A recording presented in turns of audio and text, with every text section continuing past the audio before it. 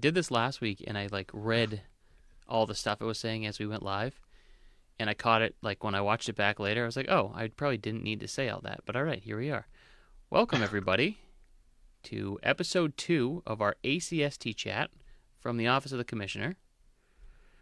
I'm Cory Aleci. That's Danny Finn, your commissioner, president, whatever you want to call him for ACST. Now, we're here to talk week... I think I've stuck with commissioner. Yeah, commissioner works. We're week 2, technically, right? I think. This is week... Well, yeah, so it's match 1, week 2, I guess. Yeah, Second half. Yeah, still in the first round of matches, but it is officially the second week of people doing things. I'm going to go to the actual podcast here, so I'm going to... Where the hell is it? It says we're live.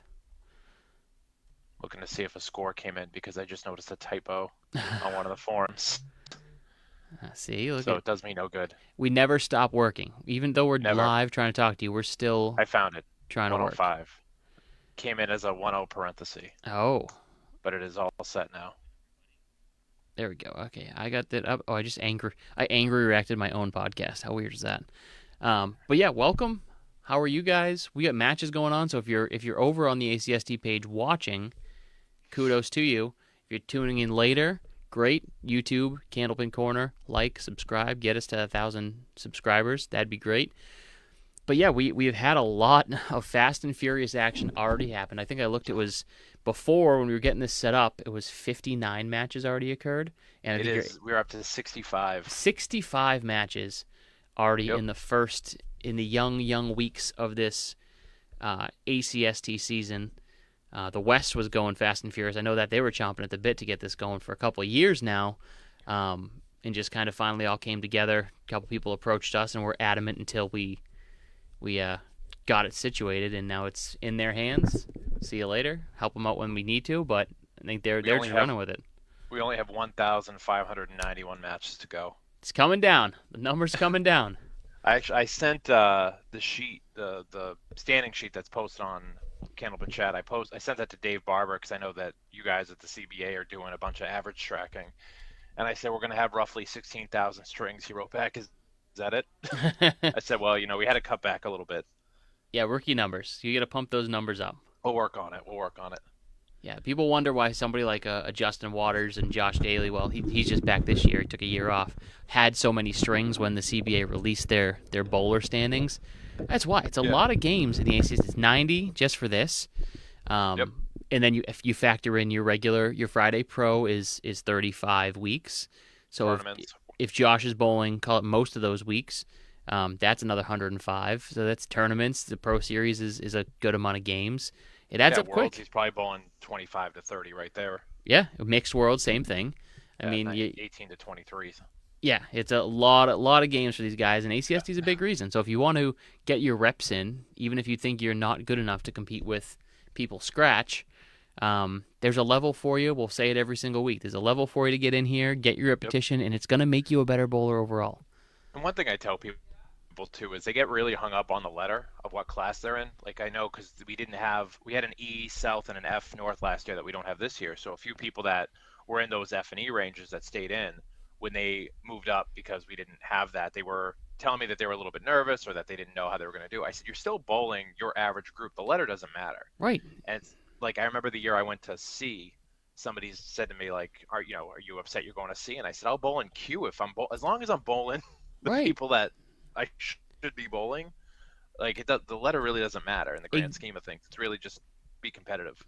It's exactly what you said. I think you've told people directly before when they're like, oh well, how come I'm in this thing? You're like, go out, win this division, and then you move back up. Like, yeah, tell me I'm wrong. If you think you're that much better than the division you're in, you better run through it and win that championship. If you're talking crap and saying, oh, I don't belong in this division, you better make sure you win it. Otherwise, I'm trying to go through the list of who won last year, and I will never call anybody out. But out of everybody that told me that they were misplaced and that it should be easy money, none of them came home with a championship. They did. Some of them did well, but none of them. Right. I can't think of one that won the whole thing thinking it was going to be a breeze. Yeah, absolutely. And I go back, and by the way, if you're in here, please share this to Candlepin Chat if it hasn't been shared already. if you, I think back to some of the first year I did it, that was when Chuck DeRocha came back from Yep. injury and was coming back. Dave Dorman was in the B division that year, and people were like, "Oh, why are these bowlers in B?" Fernando Gacharno was another prime example that everyone was like, "Oh, he was on a Friday Pro team at one point. Um, why is he in the semi pro?" Is what it was called back then. Yep. And Fernando was the exception because I think that was the year he won. He did win it, but he But he never said to me, I don't, I should be in the A. He bowled where he was classed. right, without a doubt. I'm looking at Facebook and it looks like I'm frozen. I don't know if that's a me thing or not. I just want to make sure before we continue on. I am pushing on to Candlepin chat right now, so Okay, we are I not can't. frozen. Okay, good. That's perfect. Oh, perfect. I can unangry react it. That's awesome.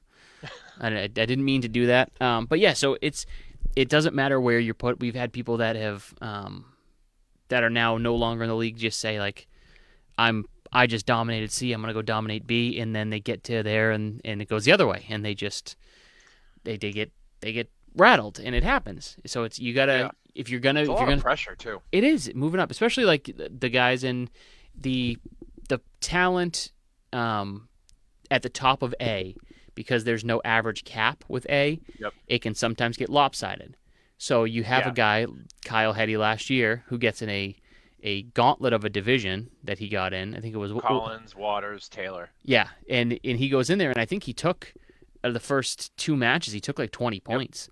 He beat Justin. He beat Charlie, if I remember correctly, and then I think Sean put a hurting on him. Yeah, so he started, and it was one of those things like it gave him some confidence. But Yeah. you had to know, as Kyle's a competitor, but at Oh the yeah. same time, you're facing Justin Waters, who just won it the year before, world champion. There's a little bit of nerves in there. Like it's Oh, gonna absolutely. happen. So yeah, there's time. There's a spot for everybody. Own your spot, bowl where you can, and then just win. It's the name of the game. And we're gonna see more and more bowlers. Like I'm very curious to see. There's a lot of bowlers, but like the one that I'm really most interested in seeing how he's gonna do in the A after winning the C is Dimitri Dallas. Yes, well, he started Because hot. Right, actually, has he bowled a match yet in ACST? He started hot in the Friday Pro because he that's what made I'm a big saying. jump. He's been crushing it for Team Millis. I only know I don't see a score from him posted yet. I just see Alex so far out of the Dallas brothers. We have three Dallas brothers in there in this league, and I'm going to tell you, we'll go through the scores in a little bit, but Alex is going to be bowling with his brothers real soon if he can continue what he did in his first B match. Yeah, I mean, there's no shortage of bowling talent from all three of those brothers. That's for sure. Yeah, I assume they can get some practice in here and there. They're Yeah, probably going to do well. it probably helps a little bit, but I mean, it doesn't always work that way. And no offense, Josh DeBarro, if you're listening, Josh DeBarro hasn't bowled now in I want to say 5-6 years. It's been since he bowled, probably pre-COVID. But even still, like I mean, you think you got the bowling alley, you can practice whenever you want. He was a good bowler, 105 average, but I you still bowled have to have that next level to get to where the Dallases are right now.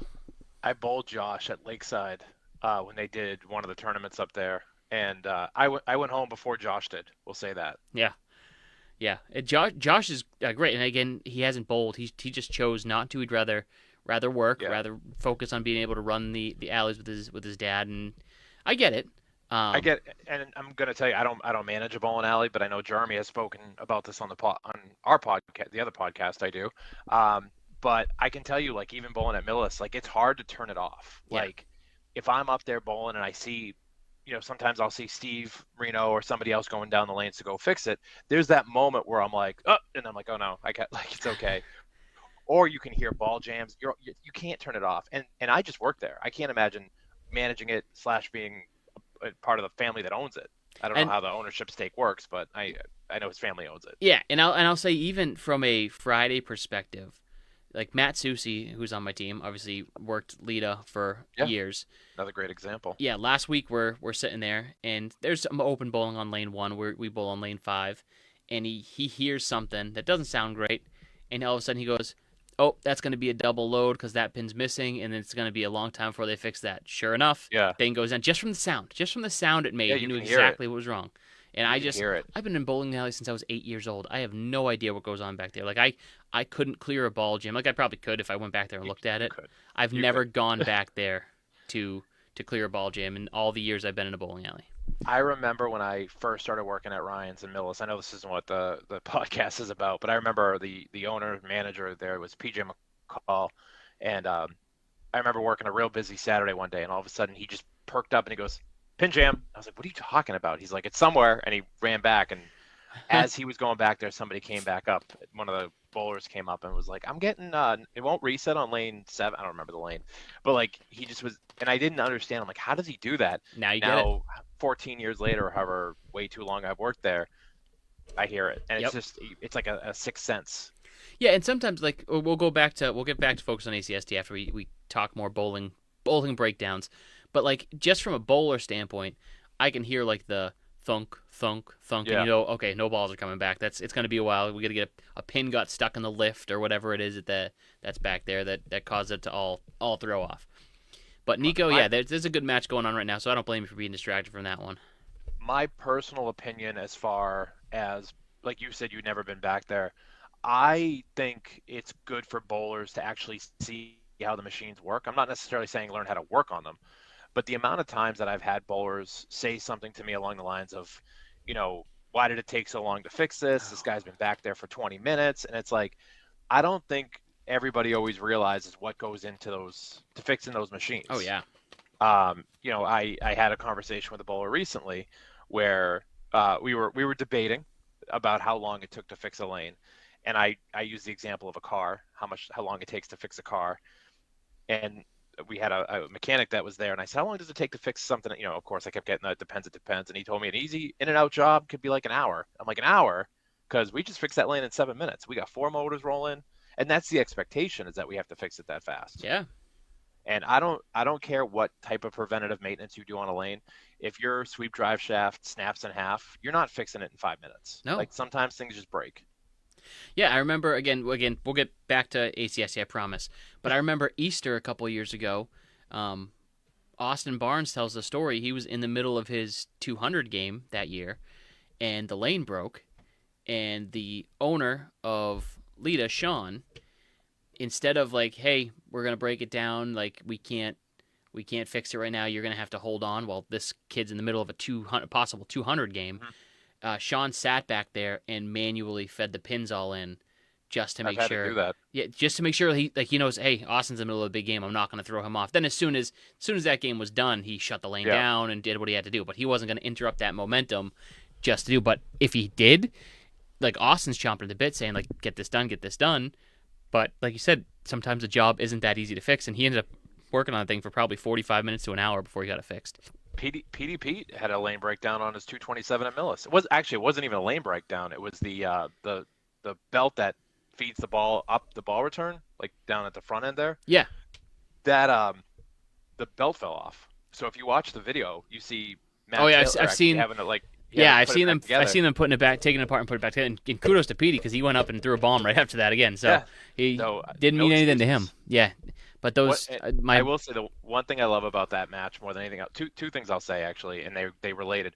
One, obviously we all want to win matches. We're all competitive. Brian Fournier called me and said, "Are you watching Frank's stream?" I said, "No, why?" He said, "PD Pete's at it was like 180 or something ridiculous. I can look it up. We have the sheet through 6, and like I had to think about it for a second. I was like, "What?" Whatever he was at, it was something yeah, insane. it was crazy.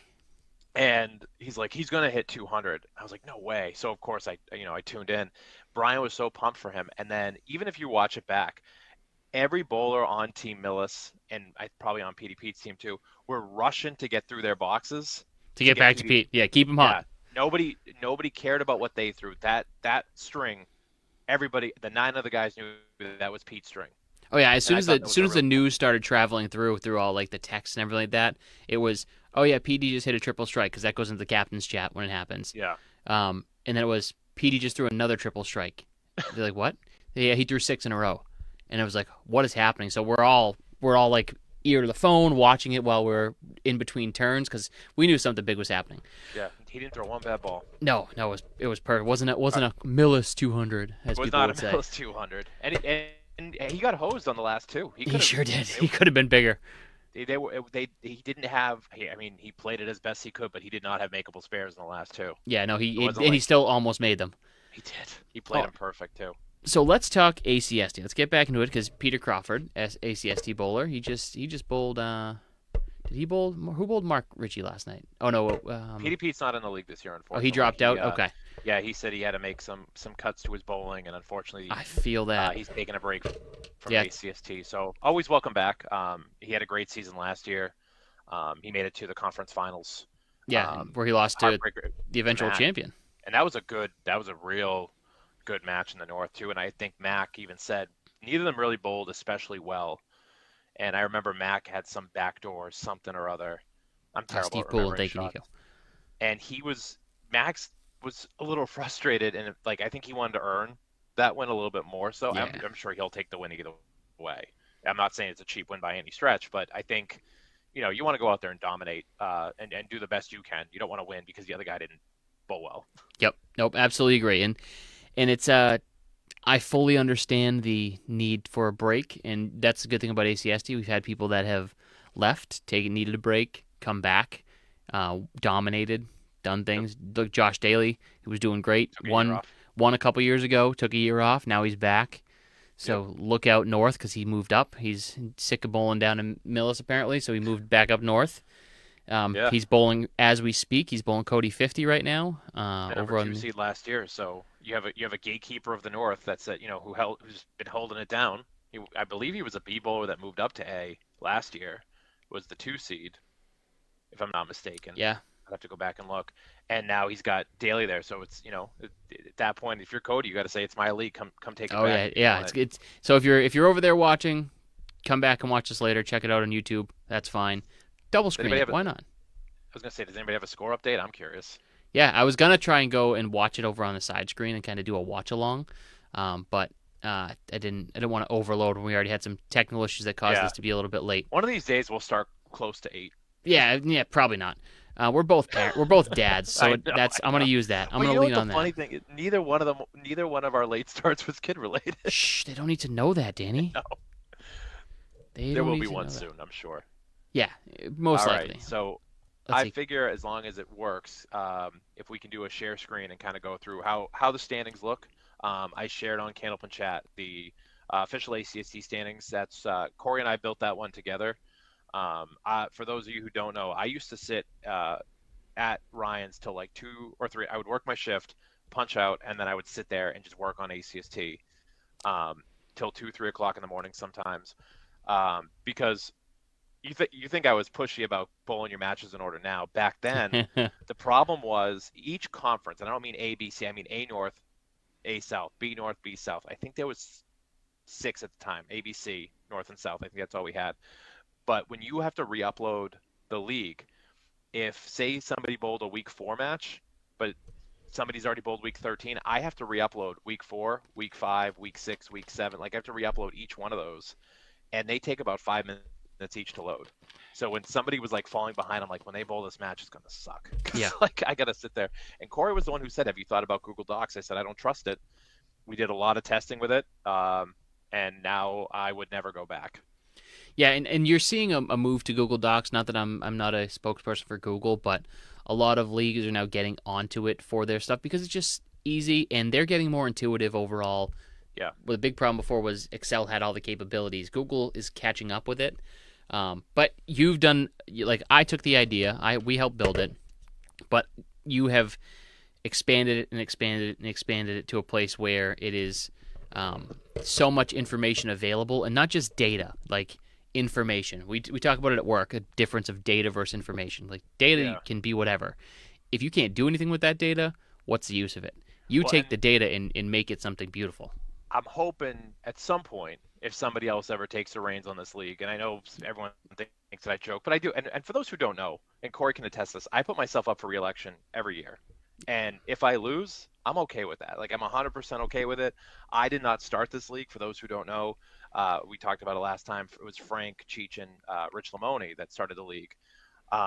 So at some point, it's got to go to somebody else. And I want this to be as seamless as possible for that person because Danny for life. uh, if I do it long enough, it won't be that long regardless. But I'm going to tell you, this season, I know we had the one early drop. I'm getting a spinning wheel. I don't know if that's us or my laptop. Yeah, I think we're I'm gonna. still live because I keep checking it, and I believe people are still talking to us. Where are It they? looks I'm like we're not seeing still live. anything. Yeah, I'm seeing it. Is it on Candlepin Corner or on Candlepin Oh, Chat? Craig Wester just said frozen, but Yeah, I I was see seeing it. a spinning wheel. Maybe it just froze for a second. Okay. Nico says Um, hi. Kate where are Finn you says seeing comments? ACST Hub. I'm on the actual Facebook page. I can't see him on OBS. Okay. No, I didn't know if you because I shared it to Candlepin Chat, so I didn't know if you were seeing the comments on Candlepin Chat or on Candlepin Corner or On however Candlepin that Corner works. is what I'm watching on. But yeah, I do keep getting a wheel. I just don't know if like the bandwidth in my house is a little bit No, lackluster. my Facebook looks fine now. Okay. Okay. All Might be right. So Facebook is let's hanging let way me late. let me bring up the newest invention to the Google sheet we have that you just added literally today. So kudos to Shh. Danny for he literally put this Or- together, messaged me and said, "Hey, I have an idea for the podcast." I said, "What is it?" He goes, "Let me see if it works, and I'll tell you." And I want to say it was maybe an I hour, said it. maybe an I hour. said I think it's gonna be easy, so it's probably gonna be about 10 days. Yeah, Anytime there's so many things where I'm like, I'd love to do this, but it'd be hard. And then I'll do like two things. I'm like, oh, that wasn't bad. Where sometimes I'll throw something together and I'll be like, this should take me like half hour tops. And then like 6 hours later, I'm like, I can't get this to work. It's the worst. yeah. So I always, yeah. I'm gonna jump over to it. First of all, I just downloaded this cool transition, so you better all be in awe of this transition because it's pretty cool. It was free. Wham. Okay. Now we're on the score sheet. This is the new score sheet I, developed by I don't see it. Danny. Doesn't see the score sheet or the transition. I didn't see anything. I just see you and me still. Oh, because you're in the guest mode, so that's I'm in, all you get to oh, see. no, I'm also on Facebook. It's probably a little bit of a lag. Facebook's a little bit behind. All right, let Oh, me. you're right. It's probably really behind. Okay. Yeah, let me. Yeah. So unfortunately, I don't think I'll be able to see what you're Does seeing. does Skelly have the same one? Skelly's Damn. trans. I have no idea. All right, I'm gonna move this around so it can Oh, be. now I see your transition. That was sick. Thank you. I like that. I like that a lot. Yeah, it is cool. I feel if it's Skelly's already using it, I feel bad. I gotta get a new one. So I guess the best thing to do is probably. So we'll go through. Sucks that I can't see what everyone else sees. Did you want? So you want to go over the score sheets first, or you want to go out over the standings? Well, I have the score sheets up right now. Okay. So hold on, I can actually change that so you should be able to see display capture. Do that. How's All that? right. Now I can really see. I can't really read it, but that's okay. Yeah. So I'll defer to you. So there's a little formula off to the right that allows us to put in what match we want to see in order it was entered into the score sheet. So it's not necessarily Yeah. order of the match or number of match. So we can pull up say I'll read you what Danny's putting in right now. He's putting We're gonna in start with E North 1. So the first match that was reported in the E North. so Chase Abramchek versus Tim Dacey. Yep. Danny's system pulls that up. So Tim is averaging a 108 in that one match. A nice Yeah. 542 for him. So if you can see it on the bottom, anything on this sheet that we're going to talk about, the average and the record is going to include all matches that have been reported so far, including this one. And if there was a match that would, like if either Tim or Chase bowled one after, which I can see they didn't because the record is 2-12 and 12-2, it'll have everything in there, which I think is going to be more important and more to discuss later in the season. Where at the beginning it's going to be mostly what we see here because most people have only bowled one, maybe two matches tops. Yeah, so it's going to update in real time as we go. I apologize if you guys can't see it well from a fan standpoint. I tried to make It it doesn't look as bad on the. I'm looking at my phone and I'm looking like I probably could even do it bigger if I went landscape. and I Um, wonder one thing I want to see if I can do. If I do this, I wonder if it'll be a little bit how do I hide I the think like I grid said, lines? I think it looks fine. Does it look a little better when I Micah take says the it look. Micah says it looks fine. All right, so I So think he unless somebody complains, let's keep it as is. yeah, I took the grid lines away, so I think it's a little more legible with less lines there for now, Oh, just I as a see it now. Yeah, temporary. yeah, yeah. I think No, we don't. We can stay like that. That's fine by me. yeah, I just don't know if it did to the whole sheet or not. So if we have to redo it, we have to redo it. But anyway, yeah. Yeah. So that was the first match reported. We're able to just type those in. It's going to autofill from that. But yeah, it was. Can I just start by saying a Class C match, and this is where like I hear some grievance. I hear some people all the time where it's like, oh, it's Class C. I don't want to watch it. I don't think we should call those matches. Which, by the way, I've always had a problem with that since day one. I don't care what class it is. C's matches are very good, and to see an E bowler like Tim Dacey, who was in the league last year, so he came in using an ACST average. First match, right, rare to go, opens with a 542, taken 12. Like that's a big statement game for him, 100%. And that's what we were talking about before. Play the division you're in. Like, is Chase frustrated that he comes in and has a 108 average thrown in his face? Absolutely. Any bowler would be. But at the same Yeah. time, Tim went in. I know Tim personally. I've known Tim a while. I got him into the ACST because I was doing it a couple of years ago. Got a lot of my Wednesday bowlers in there. You're like in every other ACST Yeah, bowler every other yeah, year. exactly. But I'm always here, regardless if I bowl or not. I'm here.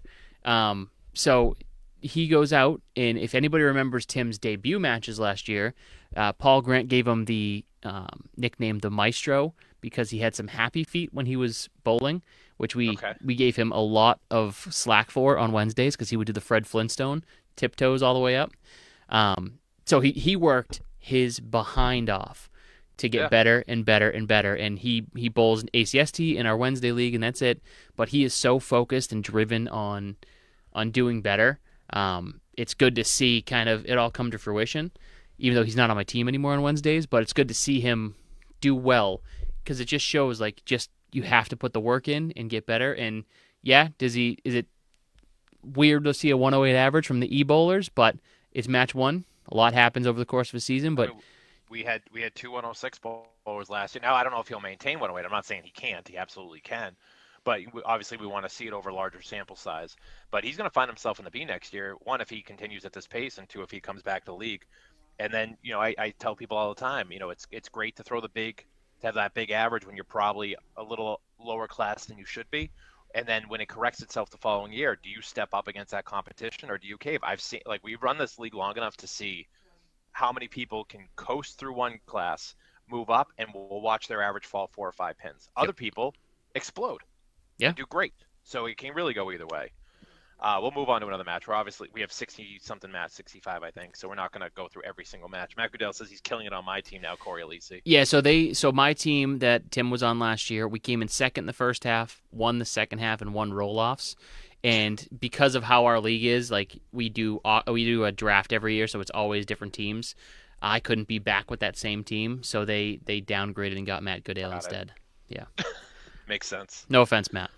Just kidding, Well, buddy. wait till we see a score that comes up. I don't know if it'll be a downgrade. We'll talk Yeah, about that's that. that's But yeah. You're not wrong. this is another match, and again, we're gonna kind of buzz through some of these quicker than others, and I hope nobody takes real big offense to it. But we're gonna try to get through as many as we can. Kristen Poirier versus Diane Hammett. This is one of those matches you'll love to see. 8-6 with a 2-pin difference. And you look at the end, Diane Hammett with a 91 on the end, 91 to 87. It would, and we're gonna stay with one class and then change. That way, we're not jumping all around. We'll just move our way up. ED, CBA. But you look at that and you wonder, like, a 94. That's a huge swing. If she gets 3 more pins anywhere in the 50 boxes she threw, you're looking at a 10-4 match. Yeah, you look at game three there, 109 to 101. That's Yeah, the difference maker right there. That and that big you're in the game. E. You're in the E, and you throw a 101, which was Diane's best string, and you don't come home with 2 points. Like Yeah, that's tough. and That's not only tough. that, you lose it by 8, which came into play for total. So that's a huge swing right Absolutely. there. Every game, every box matters all the way through. And I'll say, Kristen, I don't think I've met Diane. I was there. We bowled a doubles match last year. One of the best opponents because she's one of those that's rooting for you to do well the whole time. So she's one of the nice Yeah. people I've met out of all the Oh, she's so divisions last nice. year. I've It only, I was think great. I've only met her once or twice. But yeah, super, super nice. But you're looking at these 89, 87, 87, 90. Even like you're saying, 109, 101 was the biggest uh, differential. Yeah, I mean that's exactly what it is, and all comes down to one game. You don't know. That's the beauty of ACST. One game can get you 6 points realistically if you have a big one. This one, Kristen won another one too, but realistically, that one big one was the big Yeah. difference. You look at a lot of, like any one of these strings and a mark one way or the other, and there's a big swing in points.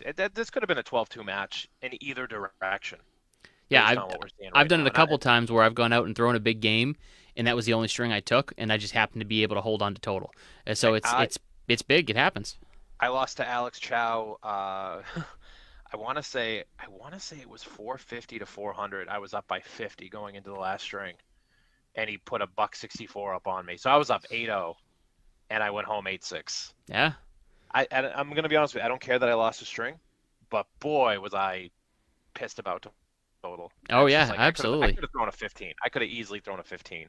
And I'm gonna tell you, for those sitting at home, and we're all gonna say the same thing. Oh, well, you can't do that. I know, you know, but we all do it. We all It do it. it got in my head where I said you can't blow a 50 pin lead, and I started pressing. I didn't care about the string. I think he threw like a double at me, and I could just see the marks piling up. I'm like, all right, the string's gone, but I should be able to get total. And then the marks kept coming. I'm like, I don't know if I'm gonna get total, and it just the the mental aspect of it hit It's as quicksand. opposed.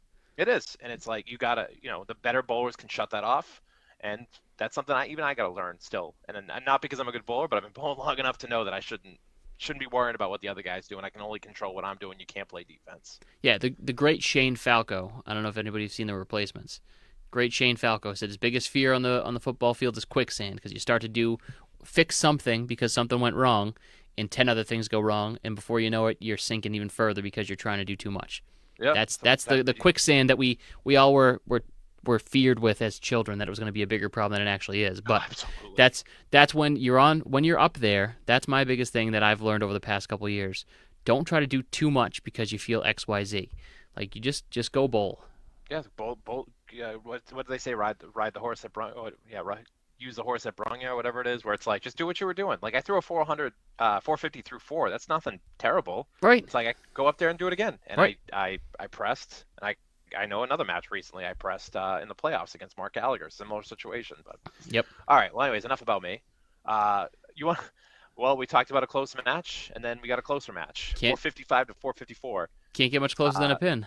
and the two, look at they were tied through two, and then finished. The three strings were one pin. That is wild. That is absolutely wild. And assuming based on the home bowler usually going second, kudos to Krista. Uh, Nothing against Brian at all, but kudos for Krista for knowing what she had to get and just being just getting over that finish line. That's not. I don't care if it's an 80 or a 120. It's not always easy. Because if you look at the two big strings, Krista threw a 110 in game 3, won by 26. Brian threw a 106 in game 5, won by 26. So he canceled Yeah. out her big game. Yeah, It's just boy, did those he try little to get total pins. back. It Oh was yeah. close. It was real close. And you got to wonder, was Krista now pressing for total down the stretch? I don't know where her mindset was at that point. But yeah, I mean, that again, it's one of the reasons I love this league because when you see bowl, I've joked before where it's like, I used to say me, but now I'm in the A, so I can't even say myself. But I always said like, what's entertaining to see is two A bowlers going at it or two E bowlers going at it. What's not necessarily entertaining is watching an A bowler go against the E bowler Right. because of the disparity. And that's not to say anything negative about the E bowler, but I think watching two bowlers going 455 to 454 is very entertaining. I'd rather see that than a 680 to a 520. Without a doubt. Well, I mean, 680s are always fun to watch. But I get what you're saying. You don't want to see Yeah. a one-sided contest. So match four in the E, we had a 10-4 match between Nathan McLaughlin and Mark Poirier. Um, that one was a little bit more lopsided, but Mark Poirier is on the comeback. He was in the league last year. He did have to bow out midseason, but he's back, ready to go. We saw the 119. Just got to see more of that from him, and I'm sure he's going to be doing great. Also, I don't think he expected a 537 thrown at him week one in Class E. Yeah, it's tough to recover when you're going in with Harvard's not with an it. easy house either. No, so you go in with one expectation and you get something else thrown entirely at you. It's tough to recover. Absolutely. And the other thing too is Nathan actually he bowled in the summer league with me at Harvard, so maybe some of the tough breaks he figured out how to play that house. That house is playable, but you have to know how to play it. Yeah, you got to learn. It's Uh, just like any tough house. That's why you yeah, see some of these Riverwalk bowlers that bowl so well there because it's a tough house to walk into. But once you learn your house, you know the little secrets to it. yeah. So match five, we got Chris Curley versus Mario Amino, and possibly the hardest house in the ACST, I would say. You can debate me if you want, but I think it's got to be in the conversation with Yeah, Wakefield. yeah. Wakefield is without a doubt probably the hardest house Yeah, to I'm bowl trying to out think if of. there's one off the top. Oh, Sawyer's might be close. That's probably the I only have other one. not bowled at Sawyer's yet. I Yeah, have bowled at Wakefield. I've watched it. I've seen Wakefield. I mean, I'm sorry, I bowled Wakefield. I've seen Sawyer's. It's close. They're very close. I'm curious if Sawyer's will get a little bit faster over time. Not ever going to tell someone how to do their lanes, but with Mark Moon taking it over, you wonder if over time they do You some start to things to the see lanes. things. Yeah, I mean we see it at Harvard. They did some extra work on the sidewalls. Sometimes new ownership it takes a little time to get the elbow grease in, but Yeah, Mario just wrote in the comments. That's why he loves bowling there. It's very rewarding when you do well. Yeah, It's hard to do well. I bowled one match there against Dietrich, and I remember Glenn even telling me I think I threw 480 something and took six, and he said you're lucky to get out of there with six. I went, I battled for every pin. yeah. That's Like that's what it is. In Wakefield, again, you see somebody like the example I use is Kevin Dietrich, Wakefield bowler, and then he he knows how to starts, bowl that house. and now he starts going other places, and he bowls better. He jumped into the Friday Pro last year because of an injury, um, and he bowled extremely well right out of the Yep. bat because you learn how to bowl a hard house. You learn that you how important the pinning is and how to hit shots and how important picking up singles is when you do finally get a 9-drop from a tough house. So it makes you a better bowler overall when you bowl out of a tough house like that. Mario just said he threw a 130 at Wakefield at one point. It felt so good, and I'm like, that's got to be up on the wall for the high single. Like the house is no joke. All right, so that's it. We had the five matches. You want to plug the five in over to the right there, so It's, we know where our placeholder is. you got it. All right, we'll flip to we'll stick with the North. We'll start with the D. First matchup. Speaking of Wakefield, Ray McAllister over Greg Vellante, 12-2. Again, hard house to bowl, 507 to 477. With the D, we're expecting about that low 100, high maybe even high 90 average in the D. Um, we do not have any for any other class other than the North. So, but yeah, I mean, I think that's expected to be what the scores we're going to see at Wakefield. Personally, I think Ray is one of these guys that probably could be classed up a little bit higher. But bowling at Wakefield, this is something that's been discussed where, you know, do guys like Ray, should they move up because their average is a little bit skewed bowling at a Wakefield? And I know people have talked to me about a way average, and that's why I've said, for those who don't know, when I got everybody together, I posted what the rosters were. I said, if there's anybody that's kind of what I called like the bubble, like if you're close to moving up or down, because sometimes like literally it's two or three pins when it's all said and done.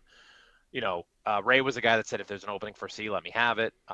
Um, but Ray kind of got stuck as my flex guy, Yeah. where he bounced between North and South. So unfortunately, I think he kind of missed out on that opportunity, being that like Wakefield and Harvard are my two flex houses where you can bowl there and be a North or South bowler.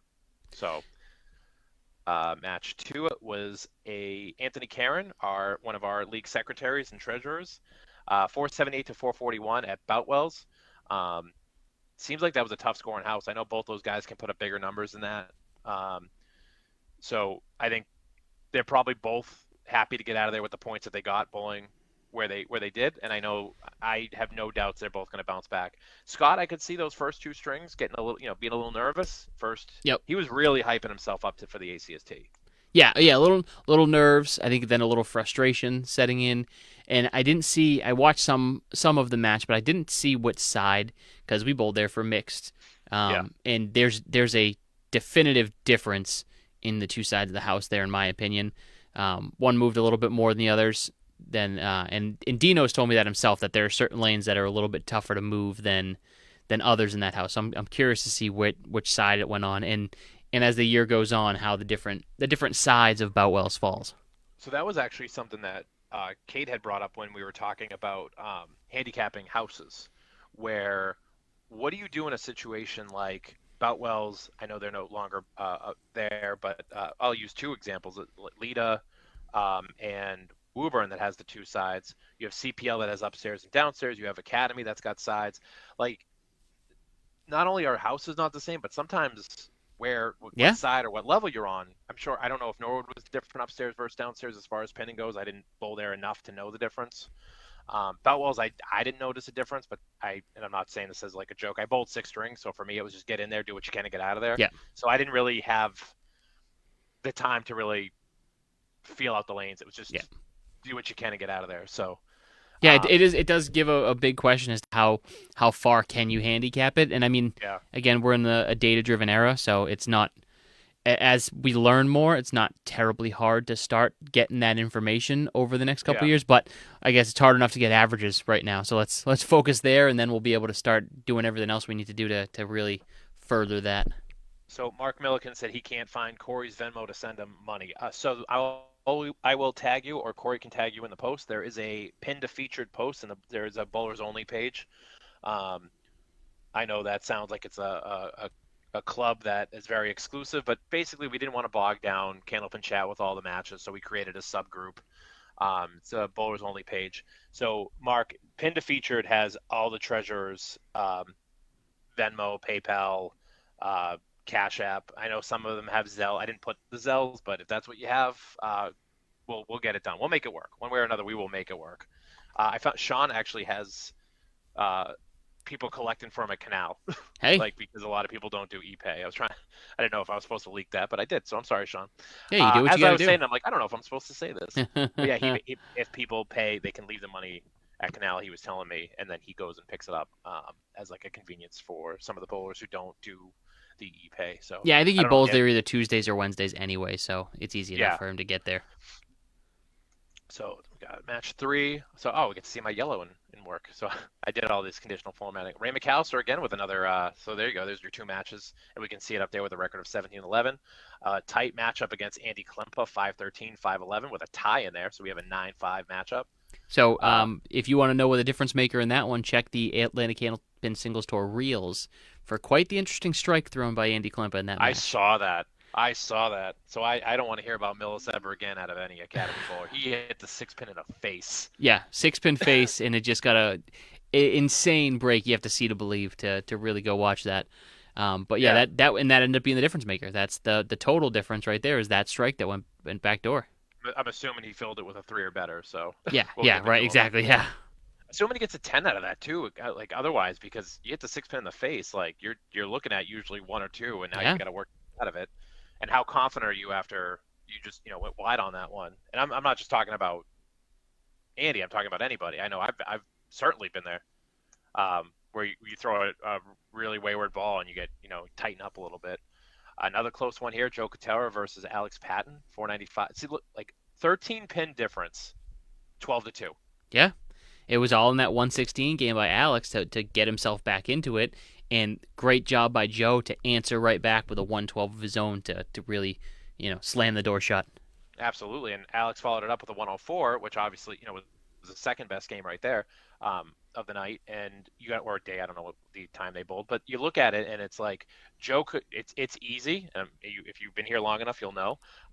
It's easy to watch to be ahead and then watch somebody gain momentum. This game is such a momentum Yeah. driven game that once somebody starts to get going, it's easy to kind of turtle up a little bit and go, oh, like I was getting some things my way. Now they're shifting the other way. Yeah, you But to throw it, come you throw back, the ball a little harder, you grip it a little bit too much. yep. But to come back and answer with a 112 and close out total was huge. He throws a 98 up there, and he doesn't come home with a W. He's what would it be? So he would have lost. It would have been 8-6, Yeah. right? Yep. 8-6 Alex way. So kudos to Alex for jumping up with that 116, making a very competitive fifth string, and then kudos to Joe for being able to close it out in the final string. All right, so we can put a 4 up there, and we will move to the south. Kevin Calcutt versus Andrew Ivanoskos at Timber Lanes, 467 to 438. I think Andrew, and I don't want to speak for him, but I don't know if there was any nerves. I know he was really hyping up this match for himself. We had talked a little bit on there, but he maintained pretty average: 81, 81, 99, 84, 93. Just got to clean a few things up. He wasn't really out of any string. I mean, the first one was really the worst one for him, right? 15 pins. Yeah. So, I mean, He hung around with all of them, yeah. he did. He did. It's easy to sit there and say maybe I'm in over my head and quit, and I don't think we're going to get that out of Andrew. So hopefully we see a continuation of his growth in the game. And Kevin, he joined mid-year last year for an injury. I want to say for Will Casilny, and he punched up a little bit. He was in the C. He even said he goes, I don't think I'm a C bowler, but I'm going to bowl in there. And when he returned in the D, and I want to see what he's going to do at the class that he probably should be in for this year, and then see if we can get any growth out of him from there. So happy to see Kevin back. I think we have our first sweep. I Danny was thinking Corbett that same thing, yeah. over Al Blanchard, 500 to 416. For those of you on Facebook, Al Blanchard did have a little bit of a rough summer. I believe it was a pretty gnarly car accident. But he's back, ready to go. I don't know if that impacted it at all or if it was just knocking off some of the rust. But he made a big run in the E last year. It wasn't till probably two matches to go before he ultimately couldn't make the playoffs. But he can be sneaky good. I could see him starting to make some noise. And Danny again was a late entry to the league. I cannot remember who he took over for.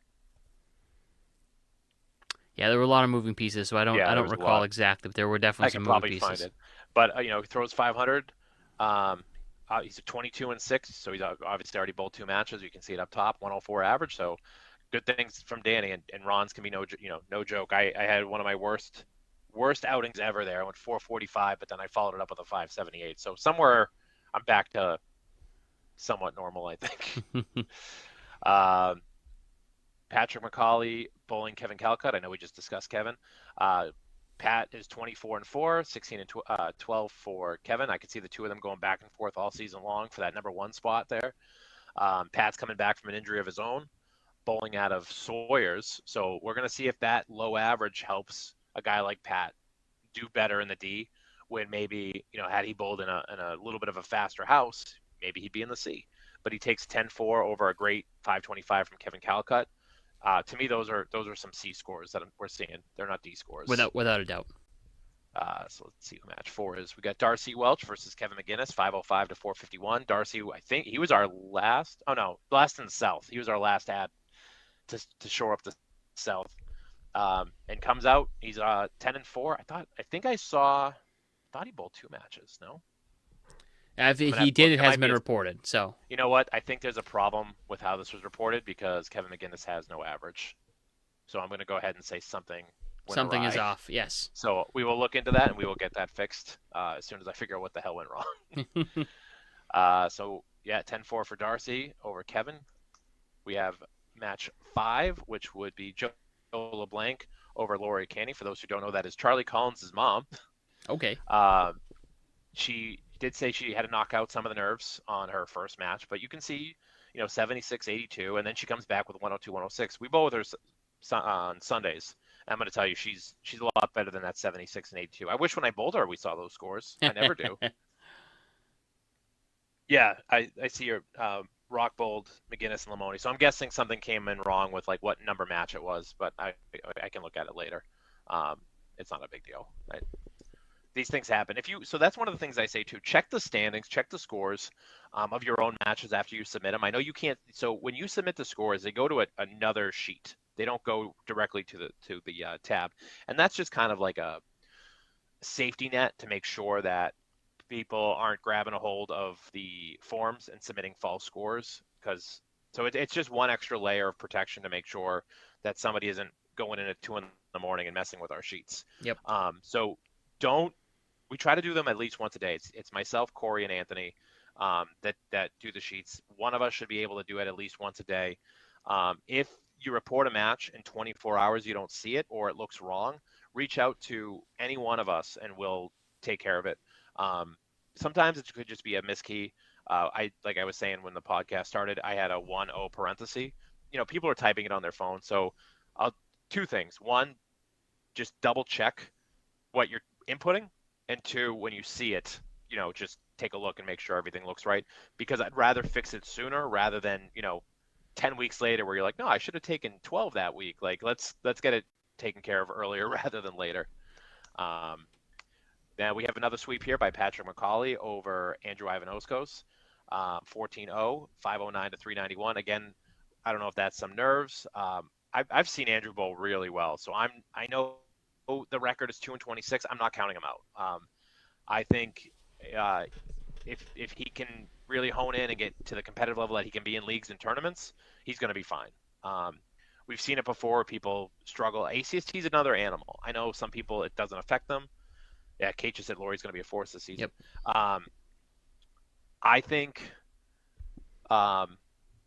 it's different. You're by yourself a lot of times if you're not doing a doubles match. You're up there on the lane by yourself. You have to set your own pace, and sometimes that means people go too fast. Without a Take doubt. that extra second. There's nobody on the lane but you. Go there and do your work, and I mean that for everybody. So I know he's 2 games in, but I would say maybe don't rush your next match. Take your time, get some confidence, and then go out there and do some damage. Also, it was at Sawyer's, going back to talking about that house. That's not an easy house. Timber can move. I'm not saying it's juice, but it can move. Yeah, Sawyer's L22. Yeah, I'm curious how like Duncan to me is the tallest person that could bowl at Sawyer's. Have you watched a match at Sawyer's? Yeah, they all look like giants in there. I'd like to see somebody like Bill Olsen go in there, or Bill Olsen. Do you John remember? Hogan. Does Matt Pinkle still bowl? Because I don't think he would be allowed in that building. Yeah, There's no. There's, there's got to be somebody that just you're sorry you disrupt the you don't structural fit. integrity. You don't fit. I don't know if he still bowls, but I don't know how he would ever function in a house like that because Duncan's. I mean, he's a tall dude, but he's as tall as you can be in that house. I think there's not. Yeah, You can't get he's much at the taller. limit. They Yeah, have to have a sign like a roller coaster. Sorry, if you're it's over just this height, yeah. you can't. It's Duncan stand there. You must be shorter Yeah, than this to bowl. Let's see, match number 8. So Class D South had a lot of matches in here. Rich they're Lamoni, I was cruising. actually really pumped to see this. So 523 to 504. 504 for Rich. Love Rich to is see that. I actually messaged him afterwards as well because Rich, for those of you who don't know, Rich was an A bowler, who I believe went from A to B. I think he skipped from B to D, and then yeah, that's as far down as he went. He went to D, and he struggled last year. He really has been battling some injuries. He might not be taking the time off that he needs to really rest it, but it's tough. I mean, we love this game so much, and Rich is one of those guys that loves the game. Um, so it's not going to come back all overnight, but to see him, I want to see this as the floor, and I want to see him get better. And going back to Darcy, I'm pretty sure based on the other match we saw, he's got 20-8, great start to the season.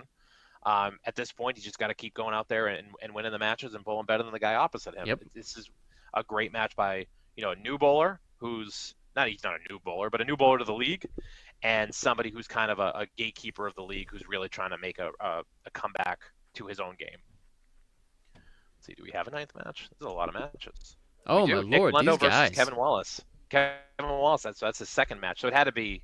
Oh no, I'm thinking Kevin McGinnis. So Kevin Wallace, I bowled with him in the once a month, versus Nick Lundo. Both of these bowlers brandy new to the league, both Millis bowlers, and they open with a tie, 89-89. I love that the formula all worked. Um, then Nick comes out pretty strong, 112 to 80. Kevin comes back 98-92, and then 91-88 and 104-76 for 488 to 431. I think both those guys. Now you got the first match out of the way, shake off some of that rust. I think both those guys can do much better there. Than what they did, and that's not a knock on either one of them. I've seen them both bowl better, and the first week is weird because some guys come out of the gate and just throw monster numbers, which I think we're going to see later, and some people they get the nerves, they get the yips. My match is going to be later. Wasn't a high scoring match. I joked with Pete that it was no, you can win, no, you can win, no, you can win. Like, And I think the biggest thing that people forget about is a lot of people kind of take a slow summer. Now you're going in yeah. and bowling 5 at a time, 5 games. That if you didn't do that in the summer, there's a lot of endurance that you're not ready to build up yet. There's no preseason. Well, there's usually not a preseason. There are some people that do an ACST preseason unsanctioned. I get so many messages that say, "How do I sign up for the preseason?" And I have to explain, I have nothing to do with that. Yeah, that is that a fully not a me unsanctioned ACST. What that is, what that, and I really hope I don't hurt anybody's feelings. That is two people practicing and hyping the match up much bigger than it probably needs to be. But here's how I look at it: they're having fun, they're promoting the league, Yep. and I'm here for it. Yep. But at the same time, Cory will attest to this. I'm tapped out. I've had people talk to me about like an all-star game, have all these different scenarios, and I've said the same thing, and I will continue to say it. Knock yourself out. That one I'm going to have to sit on the sidelines for, because I'm done. Like when the season is over, I'm done, and I'm already prepping for the next year. And there's very little time, especially this year. This year there was no downtime at all. No, and I think we lost some bowlers who were in the playoffs because they didn't feel like they got an off season. Yeah. And it's also weird to me because you're only bowling 3 matches over June and July. It's not like you're, but whatever, teach their own. It could just be a mental dump where it's like the hype, especially when you make it to the finals, and then new season started and they're like, I'm good. Like, is it good if I come back? Yeah, Chris Curley just said he forgot how draining it can be. And I'm not making excuses for anybody, and I don't want to take away from Kyle Hetty's win, but that was something that got brought up too when he beat Waters in the first match. Waters did not bowl this summer that year. He took that summer off. So you got to wonder, did Hetty get him at the perfect time where he was coming in with nothing to lose, and Waters had come in with, he hadn't really bowled. He subbed here and there, but that sometimes that's a time to make some noise. Yep, where get the you rust. can catch him sleeping, And that's it. We had 10. That's not bad. 10 matches already out the gate. So That's that's the huge D for North. D We don't D care South. about the West, right, Sean? Just kidding. Craig Wester versus Cody Brunel. Cody's one of these guys. I am seeing this dude everywhere. I give him a lot of crap, but he is, bowling everywhere. The dude loves to drive. I can tell you that because, And he loves to stream. Check his yeah, streams which out is because he great. he streams a lot. Because I love content, content, content. So it's good to There's have. there's not a lot of streaming out west. I'm trying to think. Am I missing? Is he the only one? I know like Bob Lee has his rig, but I haven't really seen him streaming a lot. Is Cody really the only? Halbadell maybe? I think a only regular streamer. I know Halbadell does some. I know the Gothiers do some. There's Uh, Bowling with the Gothiers, their page. And then I know like they're starting to get more. I think Sean had said somebody had somebody streamed his match too. But it was a Friday, so I didn't bowl it. But yeah, that's a big match there. Cody is, like you said, bowling his behind off. He did a lot of ACBT stops. And I think that's when Craig was talking about that he got a little bit of scare at the end when Cody started eating to that total. It was 34 going into the game, and Cody got it down to an 8-pin difference. Oh, we lost your. I saw you drop your headset. Now we've lost your sound. So I'll carry for right now. We get testing 1 2, testing 1 2. Keep going. He says keep going while he figures out his headset. Yeah. So Cody and Craig put on a show there for D West. Um, Yep. oh, there we go. We got Yep. Danny. Say talk again. 1-2. No. There we go. Yes. Yeah, we're good. We're good. Okay, we're back here with Danny. But yeah, no, great match there. Good start for them in D West. Again, both guys over. Craig at 100.6 and Cody at a 98.9. And you know Cody's drive for this game. It is not going to stay like that for long. No, and Craig just posted too. He's streaming on the ACST page. I think we're going to see a lot of bowlers we like Craig that we don't always get the chance to see, and I'm 100% here for it. I'm so excited that we're having the West. We got 40 bowlers thanks to Sean and the group that he put together. I believe he said it was mostly Haysert and AJ Quinn were really the forces behind getting the West up and running. So really excited to have them, and I feel like we're going to see some names. And I'd love to see, just like we've seen with guys like Dimitri, guys like Brandon Martins, to see that ascension up the ranks from some of these bowlers. And even bowlers that are established. This is, again, I'm super biased because he's a Worlds teammate and doubles teammate of mine. But Sean himself, super underrated bowler, and that's because nobody ever sees him. Like he did the once a month the past couple years, but it's not something we typically get to see him because the West doesn't get streamed a lot. no, and it doesn't. And I think we're going to see a lot of bowlers getting picked up for your worlds, your mixed worlds, maybe even some pro stops if they're willing to make the drive. It's going to be exciting to see. Speaking of Cody Brunel, a dude who likes to bowl too much, there he is again in match. Bowling Patrick Lowe, 48, 477, another real tight matchup there. Patrick comes out early with the 106, and then Cody just turns on the pressure. Everything Patrick threw, Cody threw a little bit better, and I've been on the receiving of that whooping. I had a term for it for a while. I called it. I hope he appreciates this and doesn't come off like a dig. But I used to say it's getting Ed Wood-sided because there was a stretch where I felt like if you threw a 540 and threw a 550, you was 600 and threw a 610. It didn't matter what you threw, and I don't think he was sandbagging. I don't think he was, but he could always. It seemed like there was a stretch where anything you can do, I can do better. He knew what he needed. Yeah, that happened to me last year. St. Cyr, fresh into the league after he came in for somebody that got injured, I believe it was. He took over for Hodge, I believe. Yeah, so he came in like the third game. I'm like, oh, perfect. I'm cruising. He beat me the first two handily. I throw the third game. I'm at like 148. He comes out and has a half and does like a 154. I'm like, cool. Even if I'm in the 140s, I can't win because he couldn't miss that day. Yeah, it's just sometimes it just happens. Brian Surprise, I don't remember the scores, but Brian Surprise did it to me at Diamond Junction. Yeah. Craig West, geez, these guys, these guys like to bowl. Chomping at the bit. 22 and 6, averaging 100. He went 497 against Gail Berta's 470. Gail was one of the bowlers who really wanted to do ACST when we didn't have a West, and there was like talks about her coming, like driving, and it was we just couldn't make it work. Yep. So when Sean had posted that we're gonna have the West and she signed up, I was really excited because when you see people who really want to do it and then there's an opportunity for it, like you don't want to pressure them. So when you see them sign up, you're like, yeah, it worked out. Like everything worked out the way we wanted to. A year later than we wanted, but we got it all to work. comes out with the first string 92-81, and then Craig does to Gale what Cody did to Patrick. Look at that memory.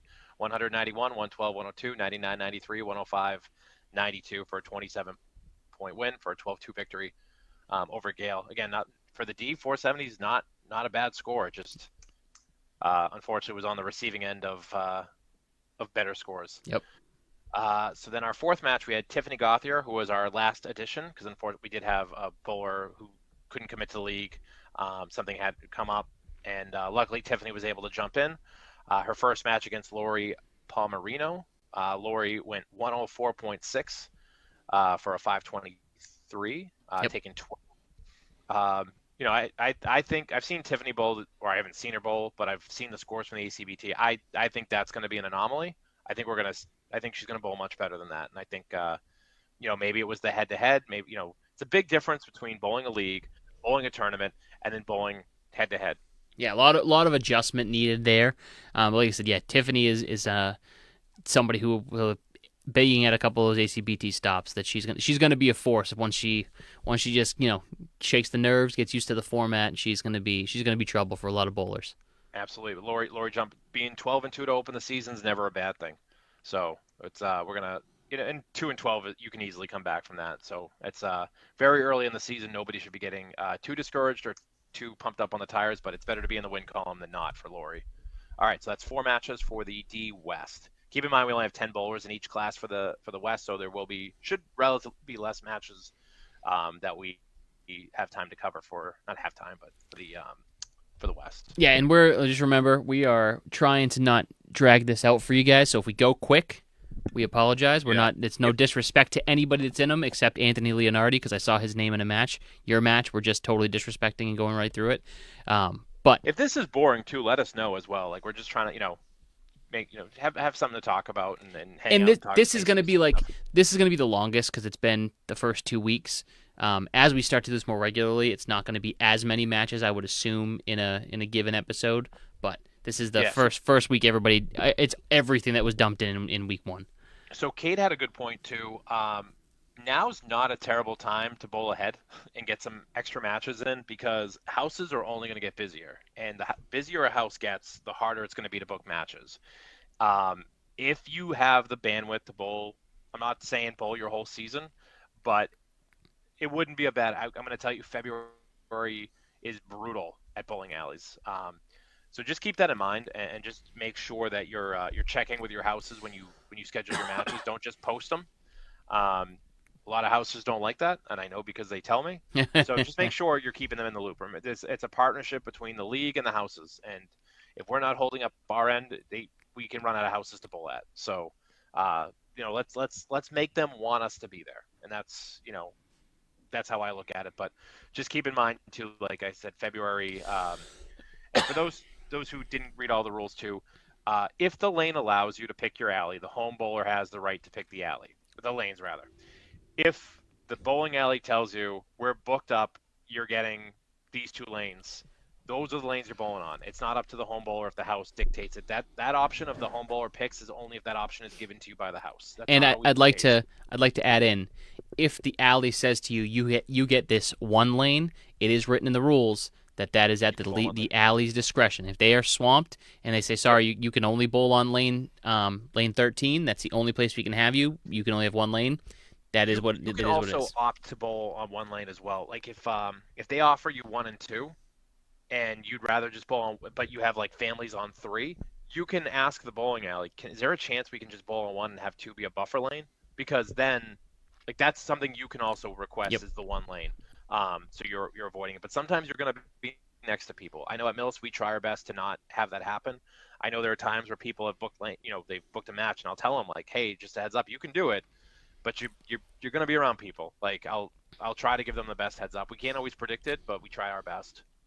Or again, this isn't a dig. There's no specific person I'm digging at, but sometimes I'm going to say little things off the cuff. Just deal with it if you're next to a family. I know it's sometimes distracting, but it's a bowling alley. You're going to have distractions. If for anybody that's bowled Worlds or been to Worlds, you can't tell the people that are next to you to quiet down if things get too loud. So just learn to bowl with distractions. So Kate said also know that the alley owners are in the bowlers only group and they have a direct line to Danny and the committee. They tattle on you. I'm just They gonna let will you know they without a tattle doubt. on you. They tattle. So if you cause a ruckus at a bowling alley, I know about it. Yeah, and Don't you worry. there's a couple owners like the DeBarros. I've been Yeah. bowling at Academy Lanes for 26 years. They know me well that if something's going wrong, they're going to say, "Hey, so and so had this problem," or "So and so has gives me Yeah. attitude every time I tell them that they can't have the specific room they want because the stream isn't going to work." Like, And, you get what you get, and you don't get upset. I teach my 5-year-old that. and just so it comes out, so it doesn't get misconstrued, I want the bowling alley owners to tell me. I don't know that a bowler is being an issue unless somebody tells me. So I need to know about these Yeah, things because I don't want. That's why we wrote into the rules this year. You can't be a prick and bowl in this league. You can be like a little bit of one, but like we should have written it you're that getting way. to a point. I know we should have, but if it's to a point where people are making, you're making people uncomfortable. This is not the league for you. Yes. And I'm making that as clear as I can. Yep. We are we really want people to have an enjoyable. We're a competitive league. You need to go out there and try to win, but you cannot be making people uncomfortable. Yep. And I don't think that needs to be explained any further than that. All right, so now we're going to look up the C North. Now we're going to start seeing some big score. I really feel, and again, I'm not knocking any class lower than C. C to me is like where you really start to see those bowlers ready to break out. Like there's a lot of bowlers that I think get into the C that are either coming back from something or they're just getting to that competitive level that now that they do this, they break out, and then you see them again. Dimitri was in the C, won it, and now he's in the A. Zach Corbett was in the finals in the C last year, and now he's in the A. So a lot of talent there's talent everywhere, but C is really where I think you start to see those guys that maybe only be a year away. And we can see that right off the bat. Both these scores would be eligible for the A. 110 and 115 averages right now after week one. Craig Powers over Steve Davis. Both these guys were in the league last year, so I know their averages are legit because if you're in the ACST, that's the average we use for the following year. But 11-3, you throw a 554 in the C, you got to be expecting more than 3 points. Yeah, but I mean, like you said, a lot of people are bowling well right now.